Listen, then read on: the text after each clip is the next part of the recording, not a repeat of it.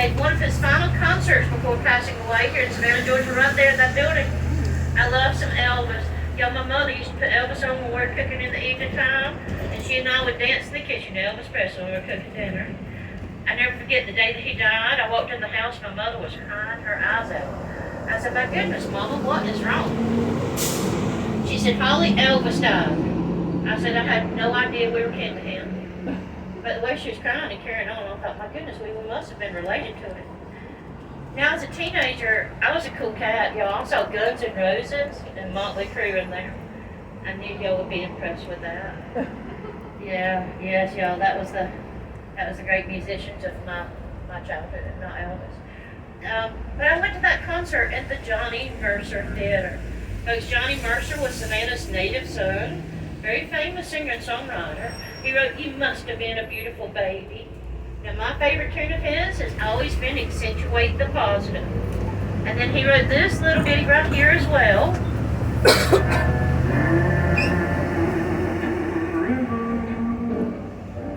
Wider than a mile, I'm crossing you in style someday. Y'all, Moon River's a real river. It's just outside the city. If you went to Skidaway Island State Park, you would cross Moon River to get there. And I dare you to do it without singing that song. It's absolutely impossible. Hey, we're going into Stop 9 next. It has our American Prohibition Museum here in Savannah. Folks, I really learned a lot about Prohibition. The only thing I really knew about it before then is you could not drink during that time in American history. So I just always referred to it as the Dark Ages. I learned a lot about Prohibition from beginning to end, but the great thing is you can celebrate the end by going to their speakeasy and getting you a Prohibition-era cocktail. Now, folks, if you are somebody that does drink a fair amount, try the Chatham Artillery Punch. Try that drink. It's Savannah's signature drink. It is also one of the strongest drinks I have ever met. I had one of those in my 20s and I'm still drunk now. But y'all, if you're kind of like me and not quite as ambitious of a drinker as you used to be, try the Brandy Alexander.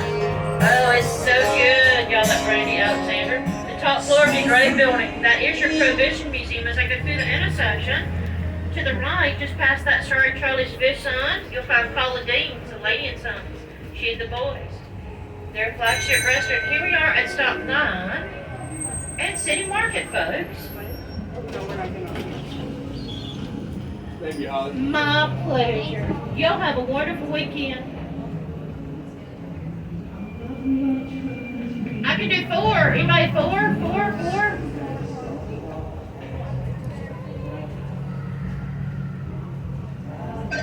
Stop 9, yellow of 10. Hello, you guys. Welcome aboard. Yes, sir, you did perfect. Hey, y'all. Welcome back. Good to see you guys. Y'all, they got a trolley coming for you that's supposed to be empty en route for you, okay? She knew about y'all being here, so it's en route to you right now. It won't be much longer. Yes, sir? Hey, everybody. My name's Holly Jolly on the trolley. Thank you for the opportunity to spend today with you and be a part of your vacation and your tour guide. Thank you so much for that opportunity. Now, folks, always remember to remain seated while our trolleys are in motion. Just wait till I come to a complete stop and open the door, then take your time, watch your step, use your handrails. Keep your belongings. Oh, I see those. Everybody sits in there to the cycle. Unless you have voter number, everyone. Y'all, City Market, River Street. If you want to put our open container to the test, yes, do it. Because if you get thirsty in this town, it is your fault.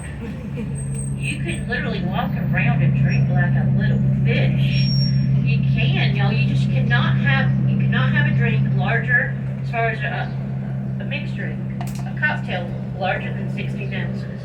It has to be in a cup 16 ounces or less. And that goes back to St. Patrick's Day, many years ago. Folks, this city got one year, the bars got into a competition to see who made the largest cocktail. Things got crazy. And I remember because I was designated driver that year. Yo, that was the thirstiest I have ever been on a St. Patrick's Day. Everywhere I went, they just shoved the largest beer you've ever seen at me. People were coming out of bars with drinks so big, they literally looked like wheelbarrows with straws in them. So after that year, they moved that parade route. It used to go right through the middle of City Market. They moved it out of City Market, and they changed that drink size to reflect 16 ounces. I used to say you've got two hands, that's 32 ounces, but y'all, they're owing to me. This year, they made it a rule that you can only have one mixed drink per person now, so they're owing to me. Now, we're on a bluff right now. We're about 42 foot above the river. And this bluff was strategically chosen by Oglethorpe before it even really brought the colonists over. In fact, here to the left, you're going to see the Oglethorpe bench. The Oglethorpe bench in front of the Hyatt marks the spot that Oglethorpe set up camp here in Savannah. And then look to our left, y'all see that building that says River Street? Yo, that is an elevator that helps y'all get up and down from the river. Those stairs, getting up and down from River Street, they're awful. Yo, we call them the stone stairs of death here in Savannah. And folks, you go see the sign when you go to take those stairs that say that they are historical stairs. Well, all that means is people have been falling down on for centuries is what that means. But don't forget that, y'all, that elevator is right behind the Gold Dome building of City Hall. Y'all look at that sign though. You see that sign that says Bull Street? Well, that means that our local government here in Savannah literally starts on Bull Street. Ever since I was a kid, that made me giggle. Ever since I was a kid. Now that I'm a grown-up, I realize that all governments start on Bull Street now. Here's Johnson Square. This is the largest of all the squares. Yeah, it was also the very first one laid out. John Wesley preached here at Christ Church. That's the Mother Church of Georgia. He also held one of the very first Sunday school lessons ever held on record, right here in Savannah, Georgia, in the square. And folks, you would have found the community ovens here. As they were clearing land for these squares, they had a ton of wood. So many of the early homes here in the city was being built, they were being built from wood, which of course would have made fires spread out of control. So what they did, y'all, is they built many of the early homes here without kitchens. If you didn't have a kitchen in your home, this is where you'd come and take advantage of community ovens. Now look at that. You see that bell on the front of that monument there? Do you know that he made the national news about 3 years ago? It's not that it's controversial. Y'all, let me tell you what happened. Somebody went and put little googly eyes on Nathaniel back there. Yes, they went and put little googly eyes on Nathaniel. Folks, please don't think I'm a fan of vandalism. I am not. But it gave him more life than I've seen him have in quite some time. It made the national news. No doubt. Do you know how good this world was that day if that made the national news? Googly eyes on that monument. Only thing I can say, y'all, is the world was on its very best behavior that day. Now, Nathaniel, he was brilliant in the Revolutionary War. He came from a family of Quakers. His family was anti-war. They basically, y'all, kicked him out of his church and out of the family for joining the Continental Army. So he and the Washingtons became very close. So much so that he named his firstborn son, George Washington Green. He named his firstborn daughter, Martha Washington Green. That's how much he loved the Washingtons. Now, folks, at the end of the war, he was rewarded, he and his wife, Catherine, with the gift of Mulberry Grove Plantation. Folks, Mulberry Grove. It was a very large cotton plantation outside the city. You know, y'all don't think that I'm taking you for granted. I'm not. I want you to know that I love and appreciate every single one of you on this trolley. I do, and let me explain why. Because y'all are here, you're here July 1st. I know you really wanted to see Savannah, Georgia. You came in July. Oh my goodness, I appreciate y'all. I applaud y'all for coming. The hottest month of the entire year in Georgia, in July. I appreciate y'all. Yes, y'all, I know it is hot.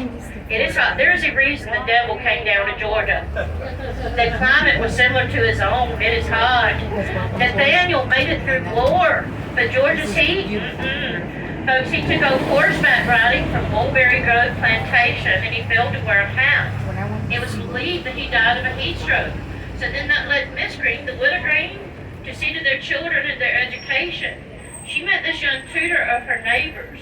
He was a Yale graduate by the name of Eli Whitney. Y'all, when Mr. Whitney was just outside the city at that large cotton plantation, he witnessed the issue they were having, separating the cotton from the seed. And it was just outside the city that Mr. Eli Whitney invented the cotton gin. Now here I am at stop 10. You can get to the old pink house from here. You can also get to Leopold's ice cream from here. Please take your time, watch your step, use your handrails. Y'all, thank you so much for allowing me to be part of your visit. What stuff we do? Oh, what stuff Thank do you we for want? riding You want with this me. one? It Yes, sir. depends. You all That's very ice welcome. cream. This way.